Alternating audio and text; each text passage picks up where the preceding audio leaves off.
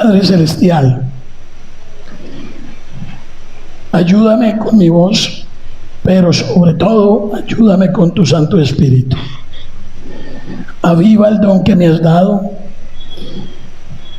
Lléname para que yo pueda expresar a mis hermanos solo lo que tú quieres que ellos oigan. Y a mis hermanos, como siempre te lo pido, dales un corazón dispuesto, una mente abierta, unos oídos taladrados, para que puedan oír lo que tú les quieres decir. Que a partir de este momento, todos los que estamos aquí, tengamos la conciencia de que estamos en tu presencia, porque tú eres la palabra hecha carne. En el nombre de Cristo Jesús. Amén.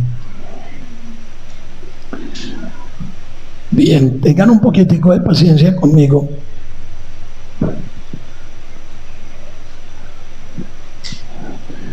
Porque en estos días voy a estar repitiendo la repetidera. Uy, el cronómetro, perdón.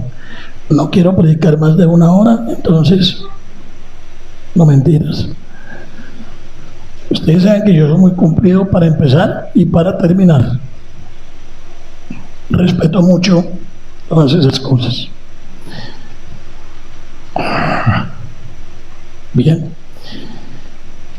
Ese reloj no tiene arreglo, no hay nadie que le pueda hacer el favor a ese relojito, porque es muy cómodo tenerlo allá. Bueno, vamos a la palabra de Dios. Recuerden que hemos venido partiendo de un hecho. El ataque de Satanás es un ataque contra la palabra de Dios. Esa es su estrategia general. Segundo, el pacto de redención es un pacto entre la Trinidad en la eternidad. Tercero, el pacto creacional es un pacto entre Dios y sus criaturas. Él creó al hombre y lo bendijo y le dijo: creced y multiplicaos y llenad la tierra y sojuzgadla. Pacto. Y miren que en todos estos pactos que hemos venido está involucrada la descendencia. Está involucrada la generación que vendrá, las generaciones que vendrán, el llenar la tierra. Después de esto, tienen que recordar que en el pacto creacional, cuando Dios le dijo a Adán y Eva que llenaran la tierra, en ese pacto no faltó la gracia, porque Adán y Eva fueron creados en perfecto estado de gracia, en perfecto estado de comunión con Dios. Ellos tenían toda la capacidad para cumplir con lo que Dios les había encomendado. ¿Es tan cierto lo que les estoy diciendo? Y si no lo sabía, apréndalo hoy. Cristo nació con la naturaleza de Adán, no del Adán después de la caída, sino del Adán antes de la caída. Es decir, nació sin pecado y nació en perfecta comunión con el Padre. Adán falló, pero Cristo, el segundo Adán, no falló. En realidad, el pacto de gracia, en verdad, como tal, es revelado por primera vez en Génesis 3:15, cuando Dios promete que vendrá un descendiente de la mujer que le pondrá su pie a la serpiente en la cabeza y lo vencerá. Después encontramos el pacto de obras. ¿En qué consiste el pacto de obras? Génesis capítulo 2. No lo busquen. Cuando Dios le dice a Adán: si comes del árbol de la ciencia del bien y del mal, vas a morir. Entonces, ¿cuál fue el pacto? Si comes, mueres. Si no comes, vives. Ese fue el pacto. ¿Qué faltó en ese pacto? ¿Faltó la gracia? No. Acuérdese en que Adán en ese momento estaba en perfecta comunión con Dios y capacitado para cumplir, pero sencillamente no lo hizo. Y vuelvan a pensar en que Cristo obedeció en todo, pero el primer Adán falló en todo. Y una cosa muy importante, en el primer Adán estábamos representados todos nosotros. ¿Saben lo que significa el nombre Adán? El nombre Adán significa humanidad. Bien, el siguiente pacto que encontramos en la Biblia, el pacto con Noé.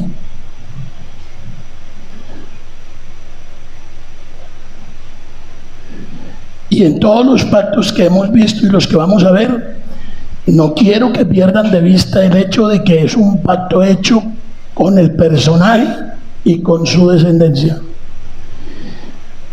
En Génesis 6:8, cuando Dios está diciendo que se arrepintió de haber creado al hombre porque la maldad era mucha sobre la tierra, y dijo, voy a raer al hombre de la tierra, también dice el Señor, pero hay uno que encontró gracia: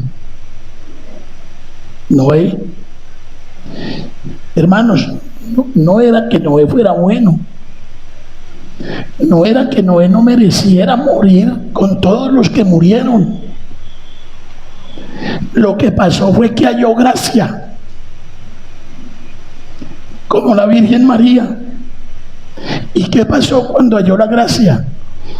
Que Dios le dio el don de obedecer.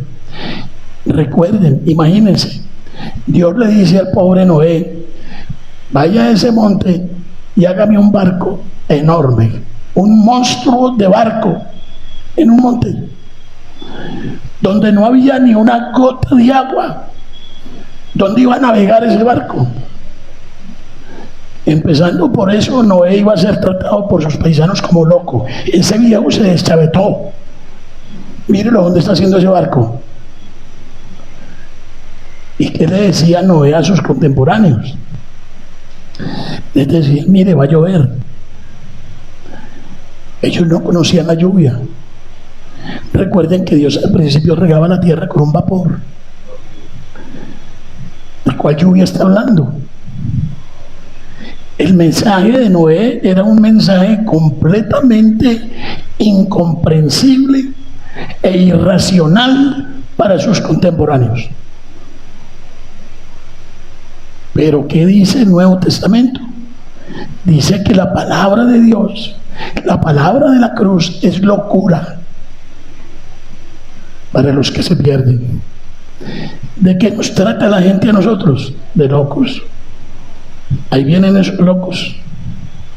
Y como nos confunden con los testigos de Jehová, pues cuando va uno a tocar una puerta dice, uy, no, llegaron los de la, ¿cómo se llama? La revista, la Atalaya. Llegaron esos locos. Y claro, hay mucho loco que se llama cristiano. Tenemos que reconocer eso. Gracias a Dios, creo que en esta iglesia unos cuantos son cuerdos, o todos somos cuerdos. No, tomamos las cosas con mucha calma, con mucha serenidad, con mucha reflexión. Pero la gente piensa que somos locos.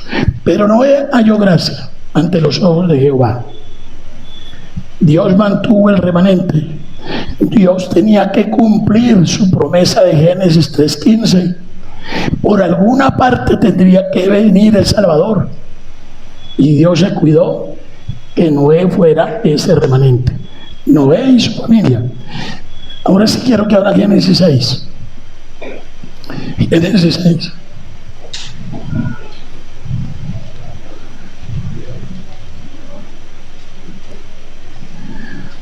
Vamos a ir muy rápido. Pongan los ojos en el versículo 18. Génesis es el primer libro de la Biblia. Génesis 6, versículo 18. Dice, no, Génesis 6, 5 y 1. 6, versículo 18. Dice, mas estableceré mi pacto contigo. Oiga, está hablando con Noé, ¿no? Y está hablando de un pacto.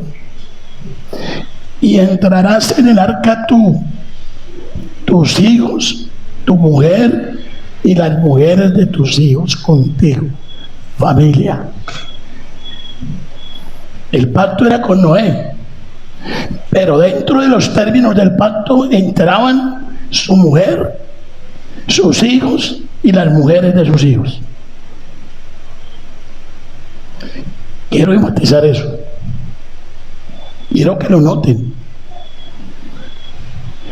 Y como no podemos leer todo el texto, vámonos al versículo 22.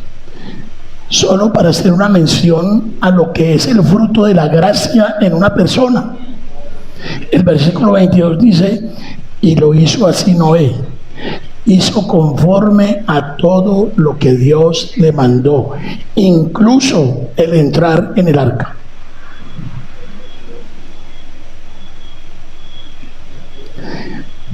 Pasen a Génesis 9.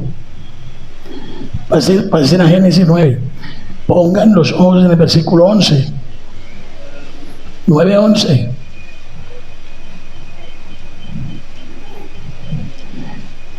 Estableceré mi pacto con vosotros. ¿Quiénes son vosotros? Noé y su familia, que bajaban del arca después del diluvio. Y miren el versículo 12. Dice: esta es la señal del pacto que yo establezco entre mí y vosotros. Y además incluye en ese pacto a todo ser viviente que está con vosotros por siglos perpetuos.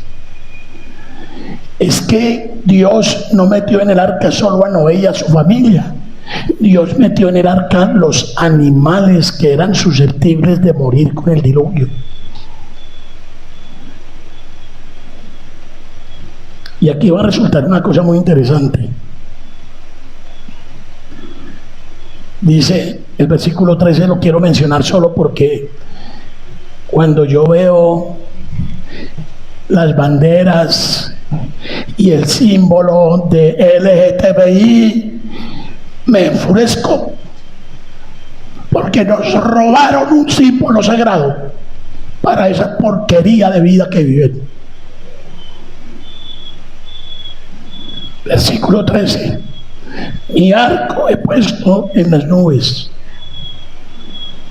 el cual será por señal del pacto entre mí y la tierra. Versículo 15: y me acordaré del pacto mío que hay entre mí y vosotros y todo ser viviente de toda carne, y no habrá más diluvio de aguas para destruir toda carne. Estará el arco en las nubes, y dice Dios: y lo veré, y me acordaré del pacto perpetuo. Otra palabra que deben guardar en su mente: pacto perpetuo entre Dios y todo ser viviente, con toda carne que hay sobre la tierra. Y dijo pues Dios a Noé: esta es la señal del pacto que he establecido entre mí y toda la carne que está sobre la tierra. Hablando de este pacto que no solamente fue con Noé, sino con toda la tierra, quiero que vamos rápidamente a Romanos, rápidamente. Córranle para Romanos, Nuevo Testamento. Mientras tanto yo me hidrato.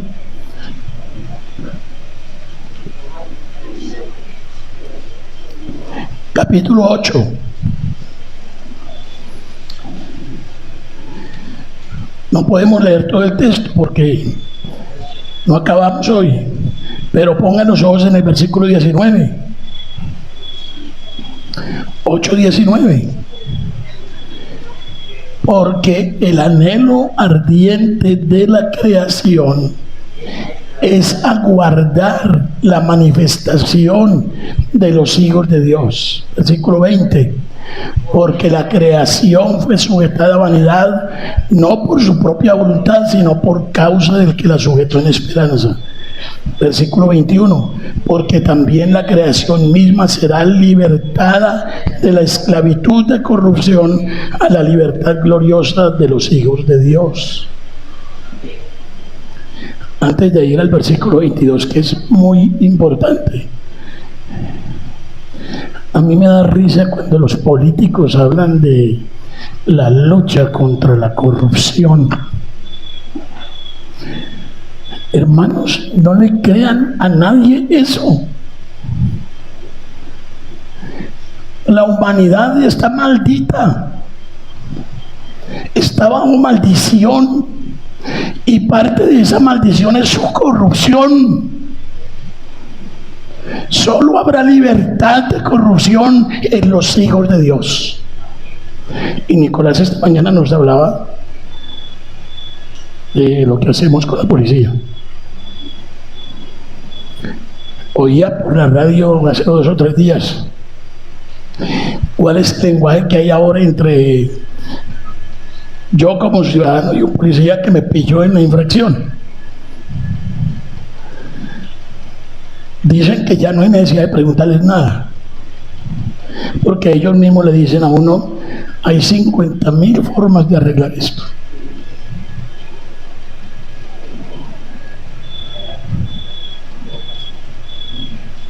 Otros más agalludos dicen: hay 100.000 formas. Y a veces nosotros los cristianos sacamos las 100.000 formas y las entregamos.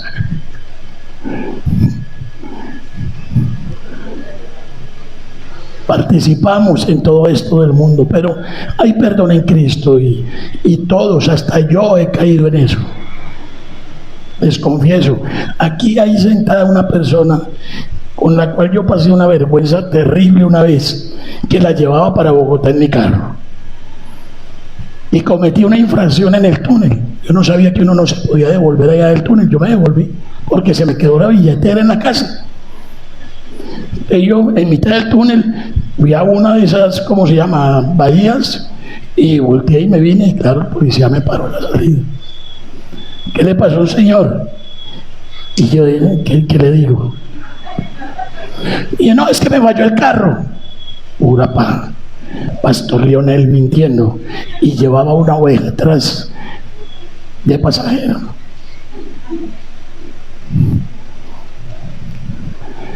Y me dice el policía: ¿y por qué no se quedó en la bahía y esperó la grúa?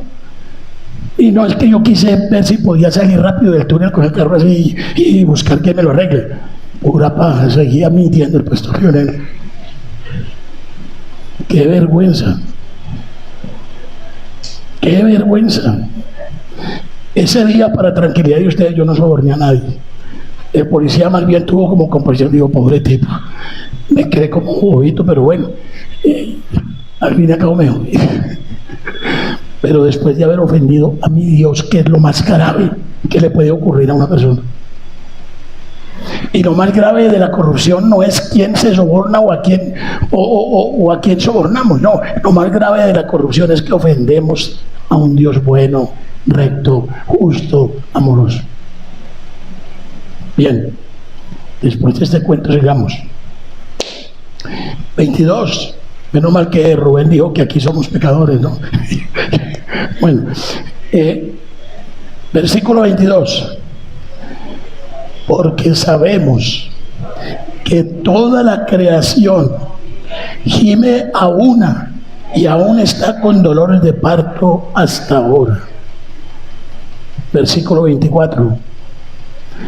Porque en esperanza fuimos salvos, pero la esperanza que se ve no es esperanza, porque lo que alguno ve, ¿a qué esperarlo? Pero si esperamos lo que no vemos, con paciencia lo aguardamos. Todo en la vida cristiana es por fe y es por gracia. Esperanza es lo que tenemos los cristianos. Hemos llegado al pacto con Abraham.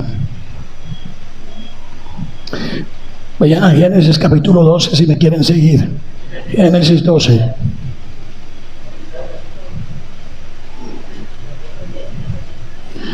Ustedes pueden leer todos los textos en la casa completos, pero pongan aquí los ojos en el versículo 3.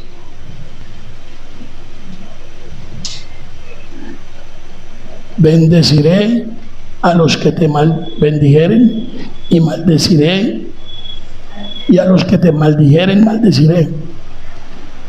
La parte importante: y serán benditas en ti todas las familias de la tierra. Familias, pueblo, descendencia, familias. Versículo 7. Y apareció Jehová a Abraham y le dijo: a tu descendencia. Alguno me dirá: pero es que la promesa de tierra. La tierra prometida es símbolo de qué. Además, sigamos leyendo a ver qué nos dice. Vamos a Génesis 15. En Génesis 15 está uno de los diálogos más hermosos de la literatura universal. Ese diálogo entre Abraham y Dios. Realmente, hermanos, Abraham era amigo de Dios. Después de estas cosas, desde el versículo 1, vino la palabra de Jehová a Abraham en visión diciendo: no temas, Abraham, yo soy tu escudo y tu galardón será de manera grande. Oigan, yo no sé qué entendió Abraham, pero Abraham tenía el tema de la promesa ahí en a flor de labios, porque todo lo que contestó fue con relación a la promesa. Dice, respondió Abraham: Señor Jehová, ¿qué me darás siendo así que ando sin hijo? ¿Cuál promesa, Señor, si yo no tengo hijo? Dice, y el mayordomo de mi casa es ese Damaseno Eliezer. Digo también a Abraham: mira que no me has dado prole. Pero vayan al versículo 4. Porque Abraham le dijo al Señor: este esclavo mío va a ser mi heredero. Versículo 4. Luego vino a él palabra de Jehová diciendo: no te heredará este, sino un hijo tuyo.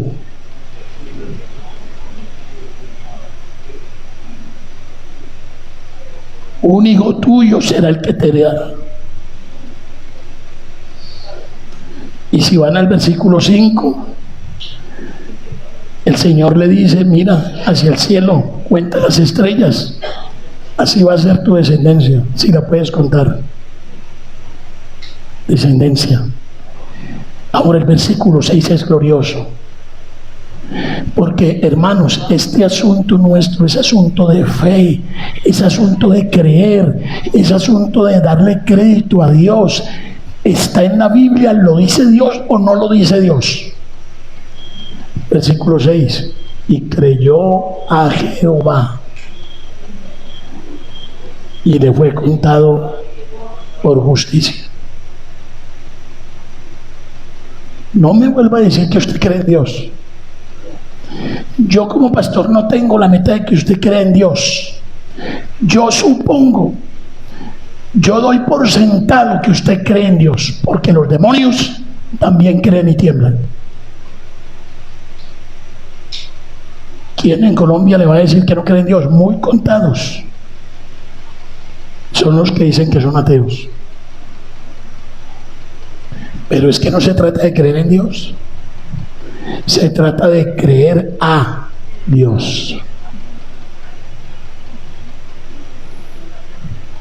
En el versículo 5 entonces, así será tu descendencia. En el versículo 6, creyó a Jehová.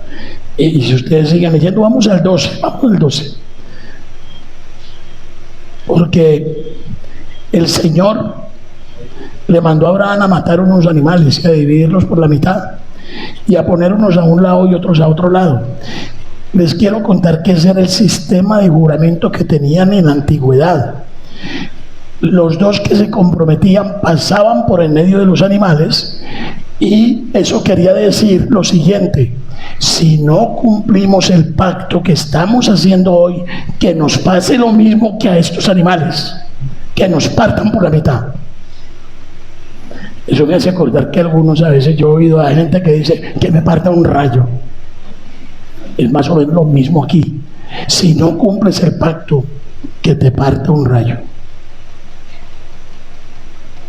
Entonces dice en el 12 que una vez que estaban listos los animales partidos uno al lado del otro, dice, mas a la caída del sol sobrecogió el sueño a Abraham, y he aquí que el temor de una grande oscuridad cayó sobre él. Entonces Jehová dijo a Abraham, ten por cierto que tu descendencia morará en tierra ajena y será esclava allí y será oprimida 400 años. Mas también a la nación a la cual servirán juzgaré yo, y después de esto saldrán con gran riqueza, etcétera, etcétera. Bien, lo cierto es que si ustedes leen todo el texto, van a descubrir que el único que pasa es Dios por el medio de los animales. Ustedes lo pueden ver en el versículo 17.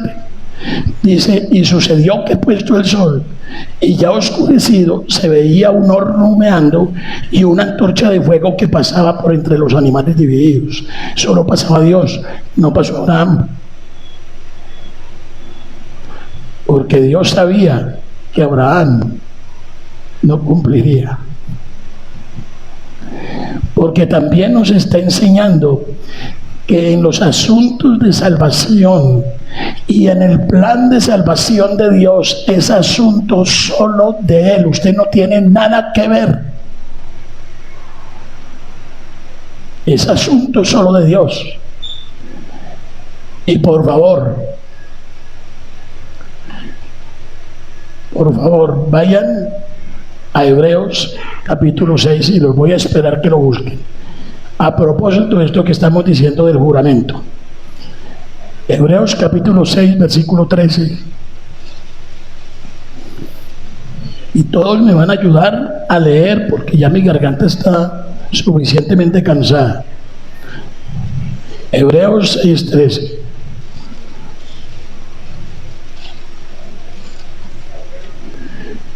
Vamos a leer todos, ya llegamos todos. Hebreos 6:13, vamos a leer todos, bien leído, con entusiasmo. Porque cuando Dios hizo la promesa a Abraham, no pudiendo jurar por otro mayor, juró por sí mismo. Ahí no dice que juraron. Ahí dice muy clarito que juró Dios. Y como no podía encontrar a alguien más grande por quien jurar, juró por él mismo. Hermanos, la teología del pacto es cosa seria. Hermanos, los pactos, el pacto de gracia está basado en un juramento solemne de Dios por sí mismo.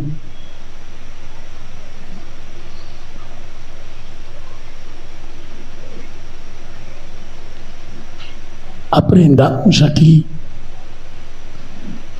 lo serio y lo importante que es la familia.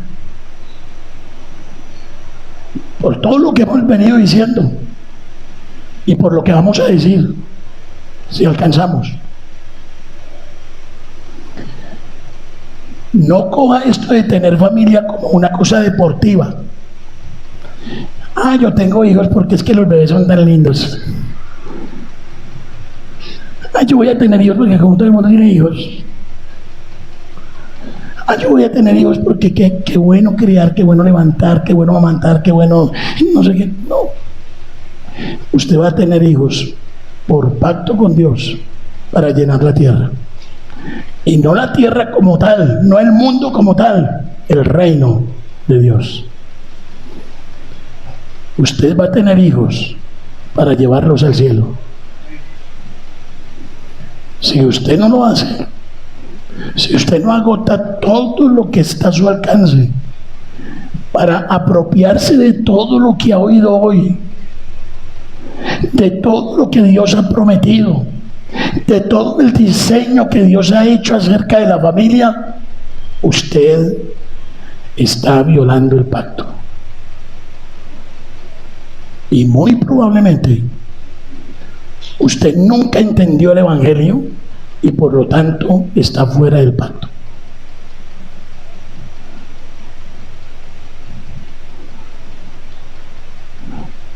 Volviendo a Génesis 15, perdón.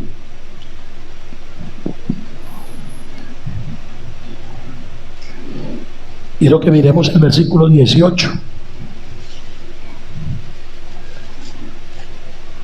En aquel día, dice la palabra, hizo Jehová un pacto con Abraham diciendo: a tu descendencia otra vez daré esta tierra.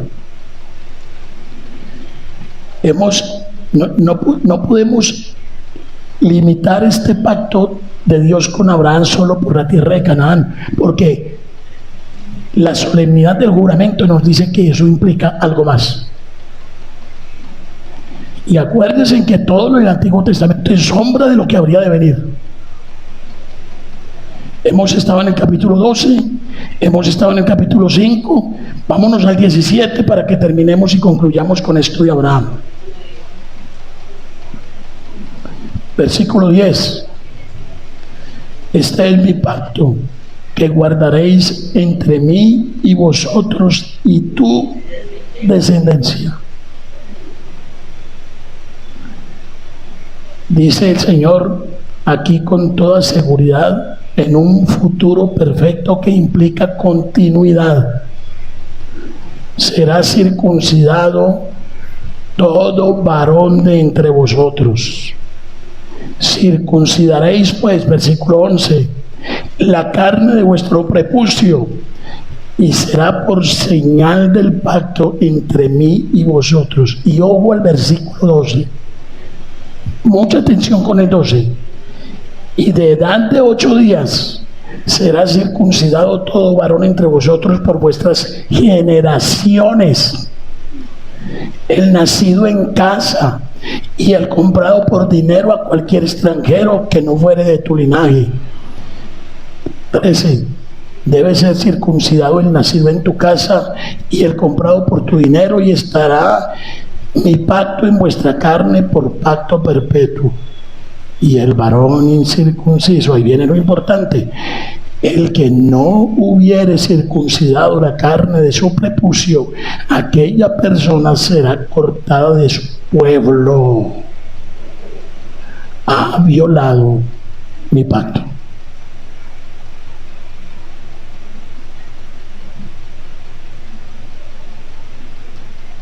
Hermanos, no hay tiempo para tratar tanto asunto, pero hoy en día, en el Nuevo Testamento, también hay violadores del pacto. Por eso la carta a los Hebreos nos advierte y nos dice: cuidado con gustar las cosas del Espíritu, cuidado con gozarse con la palabra, cuidado con, después de todo eso, volver atrás.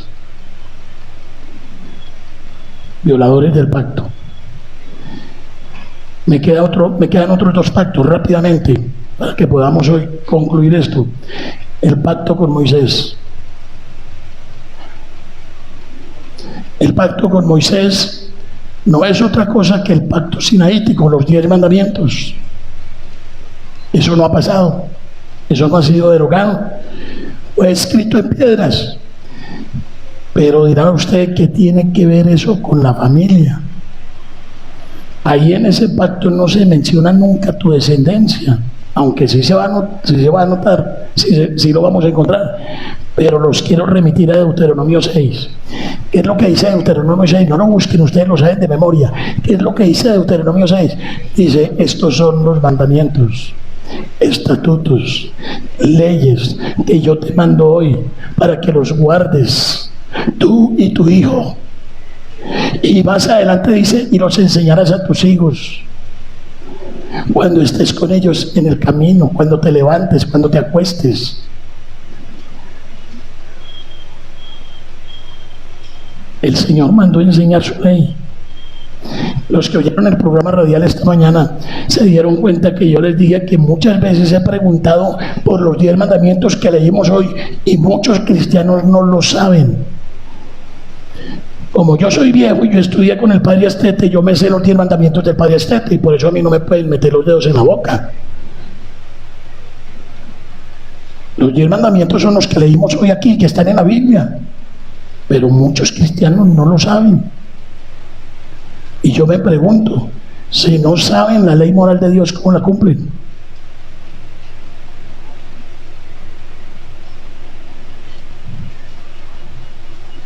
Hay que enseñarla a los hijos, porque Dios es un Dios de familia. El patrón del Antiguo Testamento es un patrón de familia.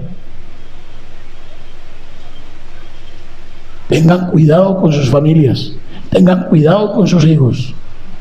Ustedes tienen que llegar al punto un día de decir, estoy libre de la sangre de mi hijo.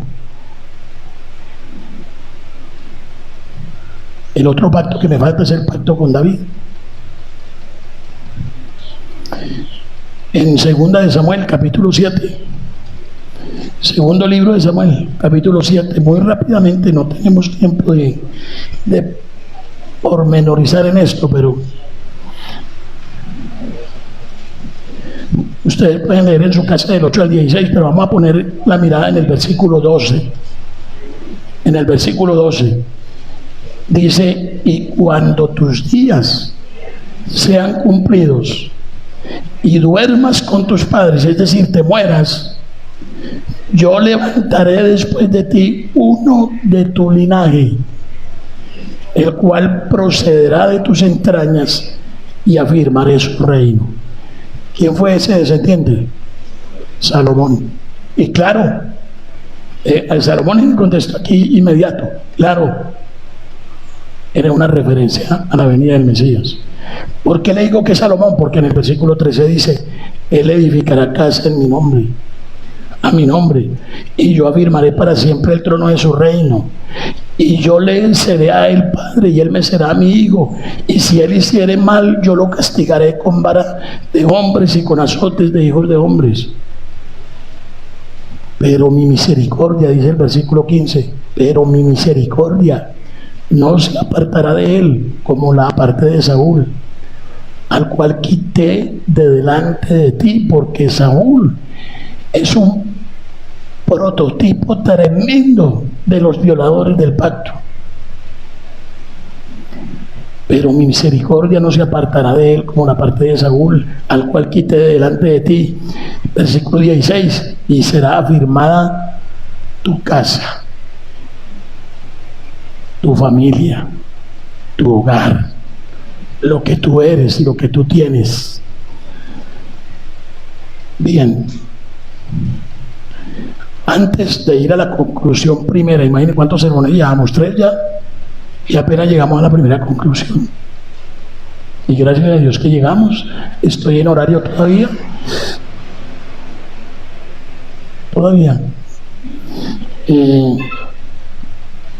El almuerzo va a estar rico y cuando uno llega con apetito mejor todavía.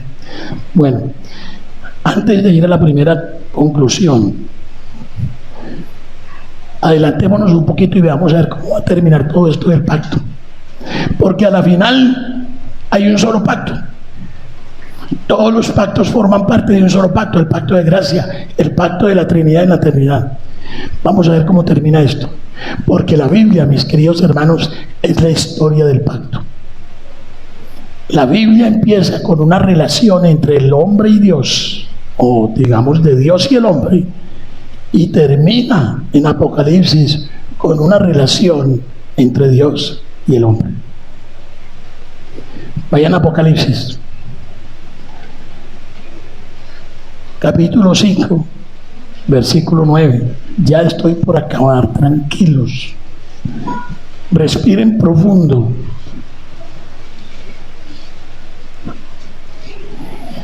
Ayúdenme todos. Apocalipsis es el último libro de la Biblia. Apocalipsis 5, versículo 9. Todos, por favor, leyendo. Y cantaban. Digno eres tomar el libro y abrir su sello, porque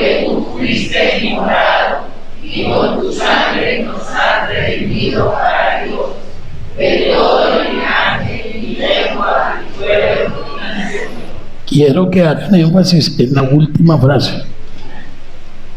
De todo linaje, de toda familia, de toda lengua, de todo pueblo, de toda nación. Dios es un Dios de familia. Dios es un Dios de nación. Dios es un Dios de pueblo. Yo no sé por qué queremos hacer de Dios un Dios de individuos. Dios no es un Dios de individuos. Dios es un Dios de familia, de pueblo, de nación. Ahí mismo en Apocalipsis capítulo 7. Si miran cómo va a terminar la historia del pacto, ahí lo estamos viendo.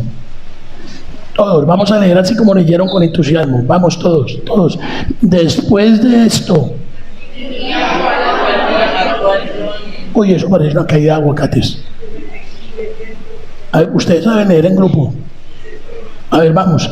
Después de esto. No.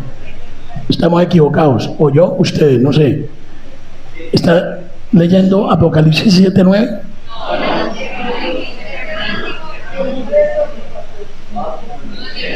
¿Qué les dije?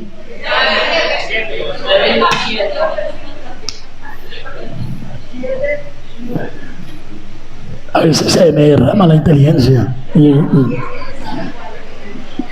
7:9, todos, vamos. Después de esto.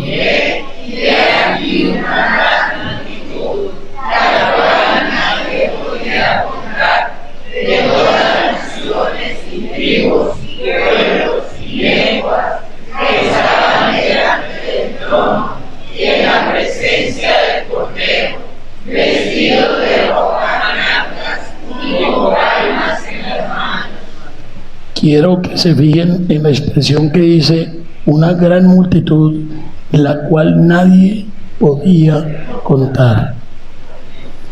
¿Quiere estar allá en esa multitud? ¿Quiere estar con sus hijos? ¿Quiere estar con su esposo? Tiene una gran responsabilidad de cultivar el pacto y de cuidar el pacto en su familia.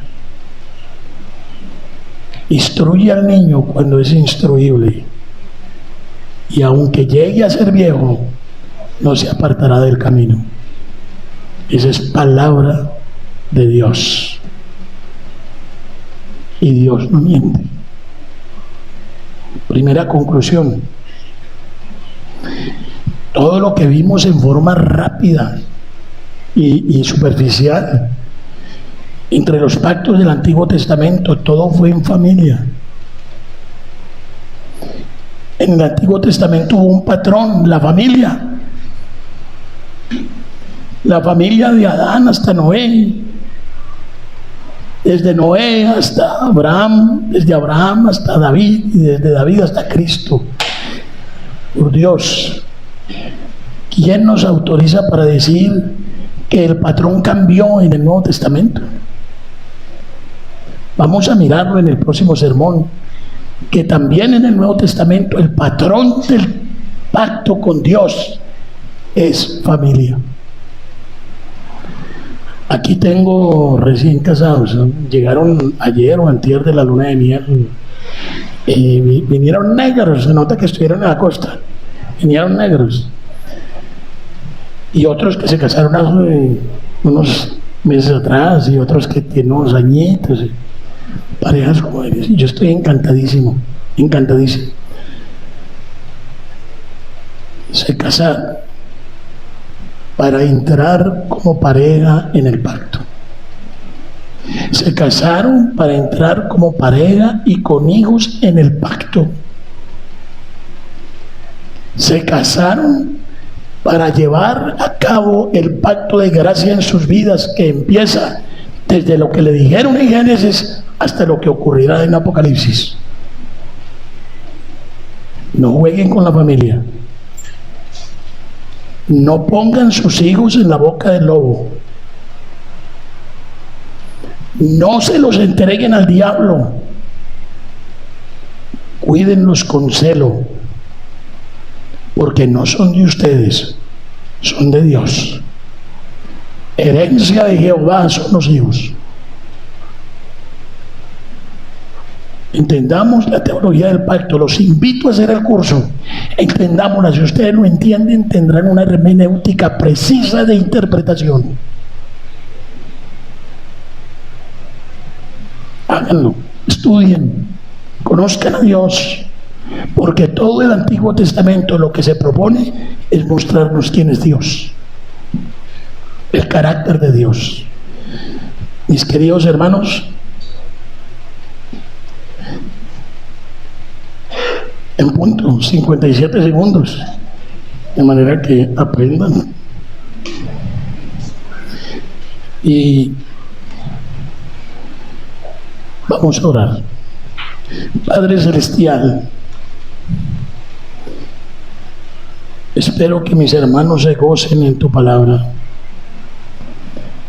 A mí, tú me regalas un gozo indescriptible. Ayúdanos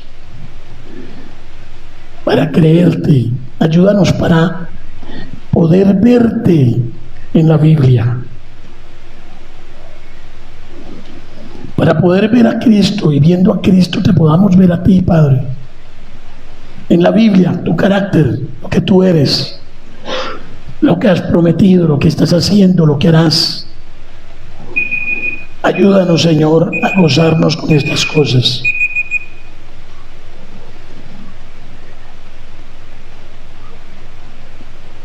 Permite que esta congregación crezca en el amor a la palabra y que esta congregación crezca en el conocimiento y en la fe. Bendícelos a todos con gracia, Señor, para seguir en la vida, caminando de tu mano, confiados, con esperanza, consuelo y fortaleza. En el nombre de Cristo Jesús. Amén.